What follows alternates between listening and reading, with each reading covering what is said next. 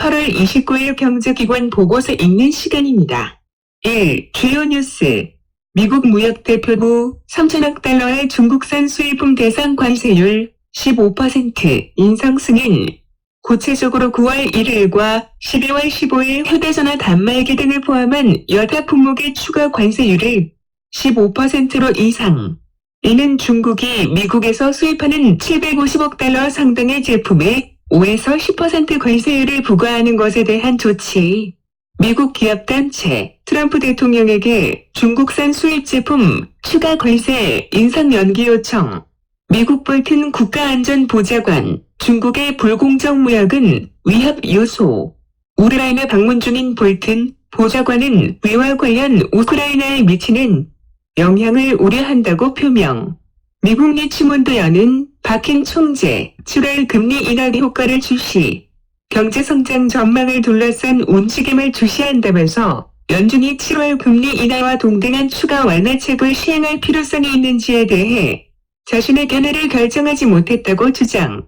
이탈리아 민주당과 우성운동의 연립정부 합의 타결, 조기 총선 회비 전망.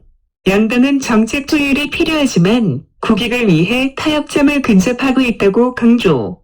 중국 9월부터 금리 인하 단행할 예상이나 속도는 완만하게 전개 전망.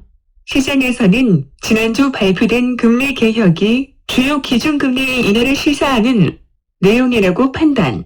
미국 연준의 금리 인하가 예상되는 9월 해당 조치를 예상. 중국 당국은 고용 확대를 위해 부진한 투자를 뒷받침하는 조치 필요성을 인식.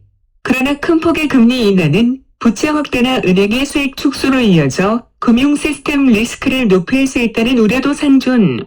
중국 내 주재의 상공회의소 중국 내 사회신용 시스템 경고. 사회신용 시스템은 기업과 개인의 신용평가로 점수화하는 전 세계적으로 전례가 없는 제도. 해외에서는 공산당에 의한 사회, 경제의 지배가 한층 더 강화될 수 있다는 우려가 부상. 영국 존슨 총리 브렉시트 시점까지 의회 정회 시도. BBC에 의하면 이는 존슨 총리가 합의 없는 EU 이탈을 저지하려는 의회 활동을 제안하는 것으로 존슨 총리는 새로운 회계 공식 선언하는 여왕 연설을 10월 14일로 설정. 이에 따라 합의 없는 브렉시트가 보다 현실화되는 상황.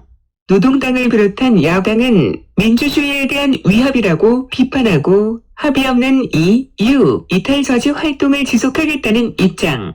독일 재무부 GDP 대비 정부 부채 비율은 EU가 설정한 목표 달성이 기대난.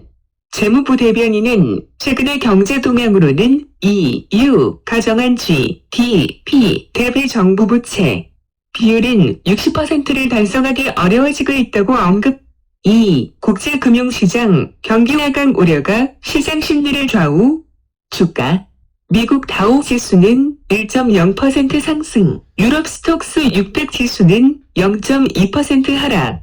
금융 및 에너지 관련 주가 상승경인 미중 무역 분쟁 갈등 고조 등이 주요 원인. 환율 달러화는 0.2% 상승, 유로화와 엔화는 각각 0.1%, 0.4% 하락. 세계 경제의 경기 하강 우려가 지속적으로 반영. 금리. 10년물 국채는 미국은 소폭 상승한 반면 독일은 하락. 영국의 합의 없는 EU 이탈 가능성 등의 영향.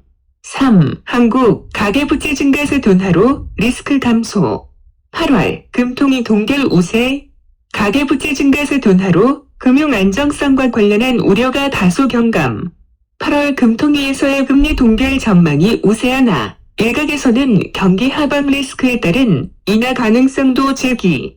4. MSCI 8월 분기 조정 시행 및 국내 증시 영향. 이슈 글로벌 주가지수 산출기관인 모건 스탠리 캐피털 인터내셔널 MSCI가 27일 분기 지수 조정을 실시할 예정. 금번 2월에 공개된 계획대로 중국 AG 편입 비율 확대와 사우디 지수 최종 편입 예정. 영향 및 평가. 신흥국 지수 내 중국 및 사우디 비중 증가로 한국 비중은 0.3%포인트 감소하여 일부 자금 유출을 예상. 과거 사례를 감안할 때 단기 영향은 제한적일 것이나 최근 불안정한 대외 여건과 맞물려 수급 불안이 확대될 수 있음에 유의. 중장기적으로 중국 자본시장 개방에 따른 A주 비중의 추가 확대가 국내 비중 축소 압력으로 작용할 것으로 보여 마스의 편입 정책 변화에 주의를 기울일 필요. 오늘도 행복하시고 구독과 알람하시면 감사히 받겠습니다. 사랑합니다.